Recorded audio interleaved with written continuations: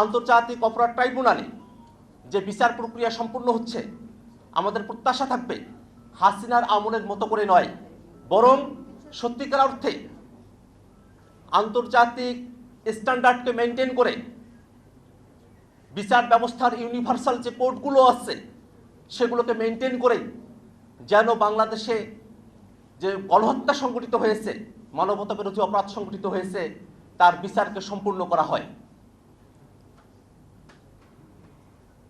ATM আজহার সাহেবের মুক্তির মধ্য দিয়ে একজন ব্যক্তি ন্যায় বিচার প্রাপ্তির ক্ষেত্রে তার যে অধিকার, সে অধিকার তিনি প্রাপ্ত হয়েছেন। একজন ব্যক্তি এবং একজন মানুষ কোনোভাবেই শুধুমাত্র রাজনৈতিক বিরোধিতার কারণে যেন বিচারের মুখোমুখি হয়ে বিচারের প্রহসনের মধ্য দিয়ে নিজেদেরকে জীবন দিতে না হয়, সেই বিষয়টাকে ভবিষ্যতে রাষ্ট্রকে নিশ্চিত করতে হবে। আবার একই সাথে জামাতে ইসলামী তাদের ঐতিহাসিক ভূমিকা এবং পক্ষাবলম্বনের যে দায় রয়েছে সেটাকেও জনগণের কাছে পরিষ্কার করতে হবে। বাংলাদেশে যে নতুন দিনের কথা আমরা প্রত্যাশা করি, সেই নতুন দিনে যাতে কোনো দল, কোনো গোষ্ঠী তারা আর মানবতা বিরোধী হয়ে না ওঠে, তারা গণহত্যাকারী না হয়ে ওঠে, ফেসিবাদী না হয়ে ওঠে, এর জন্য রাজনৈতিক দলগুলোর মধ্যে সংস্কারের বিষয়ে ঐক্যমত্য তৈরি করতে হবে। যে সংস্কারের আলাপ চলছে, অনেকে বলছেন নির্বাচিত সরকার এসে তারপরেই সংস্কারকে সম্পূর্ণ করা হবে। আমরা মনে করি এই কথার মধ্য দিয়ে নির্বাচিত সরকারের উপরেই সংস্কারের দায়িত্বভার অর্পণ করার মধ্য দিয়ে সংস্কারকে অনিশ্চয়তার দিকে ঠেলে দেওয়ার একটা মানসিকতা রয়েছে।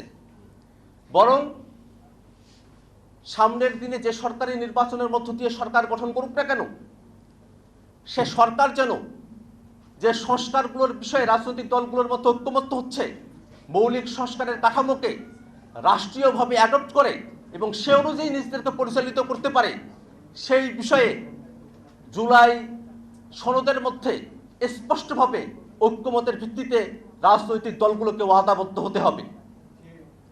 কোন রাজনৈতিক দল ক্ষমতায় আসার পরে জুলাই সনদের ব্যত্যয় যদি ঘটায়, অবশ্যই বাংলাদেশের জনগণ সেই রাজনৈতিক দলকে প্রত্যাখ্যান করবে। বাংলাদেশে বর্তমানে যে ক্রান্তিকালীন সময় অতিবাহিত হচ্ছে, সেই সময়টাতে রাজনৈতিক দলগুলোকে বাংলাদেশের স্বার্থের প্রশ্নে একতাবদ্ধ থাকার আমরা আহ্বান জানাই। বাংলাদেশে যে গণহত্যাকারী ফেসিবাদী আওয়ামী লীগকে তাদের রাজনৈতিক কার্যক্রম নিষিদ্ধ করবার পরে বিদেশি নানা চক্র এবং দেশীয় আওয়ামী দোসররা নানাভাবে দেশের রাজনীতিকে অস্থিতিশীল করে তোলবার চেষ্টা করছে। আমরা ফেসিবাদ বিরোধী রাজনৈতিক দলগুলো এবং পক্ষগুলো যদি ঐক্যবদ্ধ থাকি, তাহলে কোনোভাবেই বাংলাদেশে আওয়ামী ফেসিবাদ পুনর্বাসিত হওয়ার, পুনরুজ্জীবিত হওয়ার সুযোগ পাবে না। এবং এক্ষেত্রে গণ অভ্যুত্থানের সময়কালে যারা শহীদ হয়েছেন তাদের রক্তের উপরে আমাদের শপথ নিতে হবে যে বাংলাদেশে যেভাবে আমরা ফেসিবাদকে হটিয়েছি, একটি ফেসিবাদী দলকে হটিয়েছি, তেমনিভাবে আমরা যেন ফেসিবাদী কাঠামো এবং সিস্টেমকে হটাতে পারি, বাংলাদেশকে গণতান্ত্রিক রূপান্তরের দিকে এগিয়ে নিয়ে যেতে পারি। এটাই হোক আমাদের সকলের প্রতিজ্ঞা এবং সকলের শপথ।